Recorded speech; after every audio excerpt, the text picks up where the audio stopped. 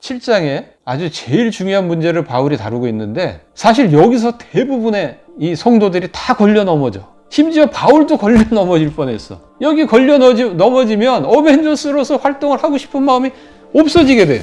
안 하고 싶어. 그게 뭐냐? 바로 이 율법이 나를 죄짓게 하는 역할을 하고 있는 거예요. 현재 죄의 몸이 죽고 새 사람으로 살았으면 주님을 위해서 사는 게 마땅한 건데, 그렇죠? 근데 현실을 보면 나는 죄를 짓는 거예요. 분명히 십자가와 부활을 통해서 죄에서 벗어났다고 했는데 현실을 보면 나는 죄를 짓고 있다 이 말이야. 그러니까 왜 그런가 하고 바울이 어마어마하게 고민을 했겠죠. 답을 얻었어. 그게 뭐냐? 내 안에 속사람이 있고 죄가 있는 거예요. 속사람은 율법을 지키려고 해요. 근데 문제는 죄야. 내 안에 죄가 있다는 거예요. 그래서 나를 죄를 짓게 만들어. 죄를 지으니 어떻게 됩니까? 죄책감과 함께 뭐가 들어요? 두려운 마음이 들죠. 그래서 바울이 뭐라 그러냐면, 오호라, 나는 공고한 사람이로다. 이 사망의 법에서 누가 나를 건져내랴. 그랬단 말이죠. 그런데 그 다음 이어서 하나님께 감사하리로다.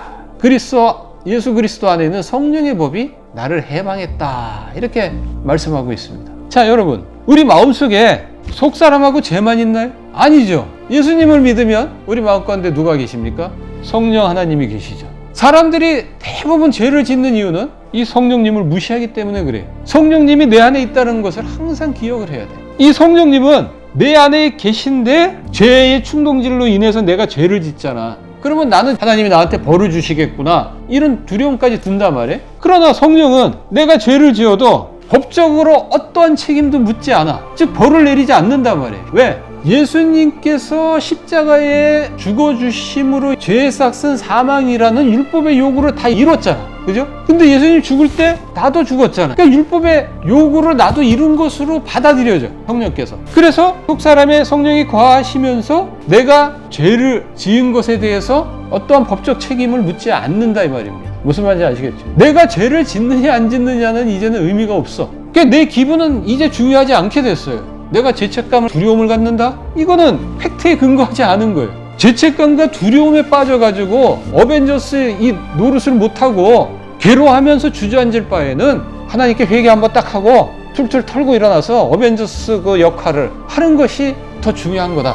하나님은 그걸 원한다는 겁니다. 그걸 기뻐하세요. 죄책감과 두려움에 빠져가지고 아무 일도 못하고 있는 그런 사람을 하나님은 원하지 않는다는 겁니다. 무슨 말인지 알겠죠? 자, 그런데 바울하고 로마 교회 성도들이 복음을 가지고 세상을 구원하는 그런 어벤져스 역할을 하고 있는데 방해하는 사람들이 있죠. 누구죠? 이스라엘 사람들이죠. 사도행전을 보면 막 쫓아다니면서 방해하고 심지어 막 돌을 던져서 죽이려고까지 하죠. 그러면 이 사람들에 대해서 교회가 어떻게 반응을 보여야 되는가? 그거에 대해서 바울이 지금 9장에서 11장까지 설명을 하고 있는 거예요. 사실 이스라엘은 하나님의 백성이죠. 이 사람들이 앞장서서 무슨 노릇을 해야 돼요? 세상을 구원하는 어벤져스 역할을 해야 되는데 오히려 앞장서서 방해하고 있어, 어벤져스들을. 말도 안 되는 상황이 지금 벌어지고 있는 거죠. 바울도 그걸 보고 안타까워해요. 저들도 예수님을 믿고 구원받아서 같이 어벤져스로서의 그 역할을 같이 해야 되는데 그걸 못하고 있으니까 너무 안타깝죠. 그래서 바울이 구약 성경을 쭉 훑어보죠. 저들을 어떻게 대응을 해야 되는가 깨닫죠. 그 내용이 9장에서 13장이죠. 구약 성경을 살펴보니까 이스라엘 사람들이라고 해서 다 하나님의 백성이 아닌 거예요. 선택받은 자만 하나님의 백성인 거예요. 이삭도 그렇고 야곱도 그렇고, 그죠? 엘리야 시대 때도 보면 바알 그 우상한테 무릎 꿇지 아니한 남은 자 7,000명을 남겨뒀다 그랬죠. 그 사람들만 하나님의 선택받은 백성이다 이 말이죠. 그러니까 지금 앞에 서가지고 악당 노릇을 하며 복음 전하는 것을 방해하는 저 이스라엘 사람들 다 하나님의 백성이 아니라는 겁니다. 실제로는 적어요. 저들을 위해서 어떻게 됩니까? 복음을 전해야죠. 왜? 거기 선택받은 자가 있고 남은 자가 있으니까. 그러면 복음을 전하면 그 남은 자들도 조금씩 돌아와요. 한 번에 다 돌아오지 않아요. 그러니까 복음을 가지고 구원하는 역할을 누가 감당해야 된다는 겁니까? 이방인인 너희들이 감당해야 된다는 겁니다. 그리고 로마 교회는 유대인들도 있잖아. 너희들은 선택받았으니까 이방인들보다 더 열심히, 더 충성되이, 더 많은 사람들을 구원하기 위해서 어벤져스 역할을 감당해야 된다. 그런 메시지도 주고 있는 거죠. 이방 기독교인들한테는 유대인들은 조금씩 돌아오니까 너희들이 이 온 천하를 구원하는 일에 큰 역할을 해야 된다. 그걸 이야기하고 있는 거죠. 지금 여러분들 세상을 보세요. 정치, 경제, 과학 많은 분야에서 유대인들이 꽉 잡고 있다고 이야기들을 하죠. 그러나 세상을 구원하는 일에는 유대인 역할이 별로 없어요. 이미 로마서에서 그걸 예언해 놨어요. 그래서 세상을 복음으로 구원하는 일은 누가 감당을 하느냐? 이방인들인 우리들이 감당하고 있잖아. 미국이나 한국이나 세계 1 선교사를 1, 2위로 파송하는 국가입니다. 그럼 유대인들은 하나님이 완전히 그럼 버렸느냐? 아니죠. 아까 남은 자들이 있다 그랬잖아. 근데 그 사람들이 돌아오는데 언제 돌아오느냐?